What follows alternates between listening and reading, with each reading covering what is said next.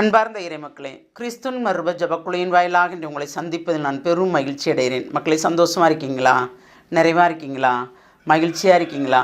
மன அமைதியாக இருக்கீங்களா? மக்களே, மகிழ்ச்சியும் மன அமைதியும் இறைவன் தந்த பெரிய வரப்பிரசாதம். இந்த நாளை நிறைவுள்ளதாக ஆற்றினாரே, அதற்கு நன்றி கூறுவோம். இன்று அவர் நமக்கு என்ன செய்தி தருகிறார் பார்ப்போமா? இறைவாக்கினர் எசேக்கியேல் எழுதிய நூல் அதிகாரம் 34 இறை வார்த்தை 28 31 முடிய. இனிமேல் அவர்கள் மக்களுக்கு கொள்ளை பொருளாகிறார். நாட்டின் கொடிய விலங்குகளும் அவர்களை விழுங்க மாட்டா. அவர்கள் எத்தகைய அச்சுறுத்தலும் இன்று பாதுகாப்பாய் வாழ்வர்.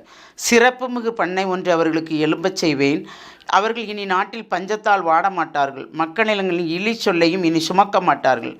அப்போது அவர்களுடைய கடவுளும் ஆண்டவருமாகிய நான் அவர்களோடு இருக்கிறேன் என்பதையும், இஸ்ரேல் வீட்டாராய அவர்கள் என் மக்களாக இருக்கிறார் என்பதையும் அறிந்து கொள்வார்கள் என்கிறார் தலைவராகிய ஆண்டவர். நீங்கள் என் மேய்ச்சலின் மந்தையாகிய மக்கள், நான் உங்கள் கடவுள் என்கிறார் தலைவராகிய ஆண்டவர். நீங்கள் என் மேய்ச்சலின் மந்தையாகிய மக்கள், நான் உங்கள் கடவுள். ஆண்டவர் எப்படி சொல்கிறார் பாருங்க. அவர் நம்மளை நல்ல நிலத்தில் மேய்ப்பதற்காக நம்மளை அவர் அருகே ஒன்று கூட்டுகிறார். அதனால் அந்த மந்தையை சிதறடிக்காதவாறு அவர் பாதுகாக்கிறார் நம்மளை, இல்லையா? அப்போ அவர் கடவுளாய் நமக்கு இருந்து நம்மளை வழிநடத்தும் போது நமக்கு எல்லாமே நிறைவாக இருக்கும்ல. அந்த நிறைவைத்தான் அவர் தருவேன் என்று சொல்கிறார். பிறருக்கு நாம் கொள்ளை பொருளாக இனிமேல் இருக்க மாட்டோம். பிறர் நம் கடிந்து கொள்ளும் அளவுக்கு நாம் இருக்க மாட்டோம். ஏனென்றால் ஆண்டவர் நம்மளோடு இருக்கிறார். எந்த சொல்லும் நம்மளை விழுங்காதவாறும், யாரும் நம்மளை அச்சுறுத்தாதவாறும், பஞ்சம் என்ற சொல் நமக்கு இல்லாதவாறும், உணவு பஞ்சமோ இறைவார்த்தை பஞ்சமோ இல்லாதவாறு. ஏனென்றால் நாம் இறைவார்த்தை நிறைவாக வாசிக்கிறோம். இப்போ இறைவார்த்தையோடு ஒன்றித்திருக்கிறோம், இல்லையா? அதனால் எந்நிலையிலும் இறைவார்த்தை குறித்து அவர் நமக்கு கேள்வி எழுப்பும்போது, இறைவன் நமக்கு உணர்த்தும் போது என்ன எந்த இடத்தில் இருக்கிறது என்பதை நாம் தெளிவுபடுத்தி சொல்லுவோம் பிறருக்கு. அப்படி தானே?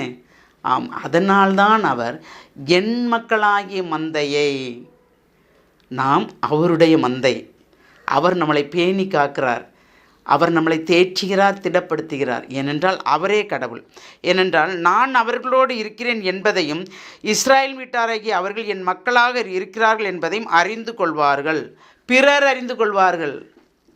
நம்மளை பேசியவர்கள், ஏளனம் செய்தவர்கள், இகழ்ச்சியாக நடத்தியவர்கள் அனைவருமே அறிந்து கொள்வார்கள் என்று ஆண்டவர் சொல்கிறார். அப்போ கடவுள் நம்மளோடு இருக்கும்போது நமக்கு என்னங்க கவலை, இல்லையா? அப்போ நாம் அவருக்கு என்ன சொல்ல வேண்டும்? ஓயாது நன்மை செய்த தேவனுக்கு நன்றி சொல்ல வேண்டும். நன்றி சொல்வோமா? எல்லாம் வல்ல இறைவா, ஆண்டவரே, இந்த நாள் எப்படி கழியப் போகிறது என்று நான் நினைக்கிறோம் ஆண்டவரே. ஆனாலும் அந்த நாளை நீர் நிறைவாக எங்களுக்கு வழிநடத்தி கொடுக்கிறீரே, அதற்கு நன்றி ஆண்டவரே. தேவனே, என் தகப்பனை, ஒவ்வொரு நாளும் ஒவ்வொரு விதமாக எங்களை வாழ வைக்கிறீர் ஆண்டவரே. எது எது தேவை என்பதை அறிந்து அதை உடனுக்குடன் எங்களுக்கு செய்து தருகிறீர் ஆண்டவரே. அந்த செய்து தர்ற கிருபைக்கு நன்றி கூறப்பா. நோயற்ற வாழ்க்கையை குறையற்ற செல்வமாக நீர் எங்களுக்கு மாற்றி கொடுக்குற அந்த கிருபைக்கு நன்றி கூறி எங்களை முழுமையாக உடைய இரக்கத்துக்கு ஒப்புக் கொடுக்குறோம். ஜெபம் கேட்கும் நல்ல பிதாவே. ஆமேன், ஆமேன், ஆமேன்.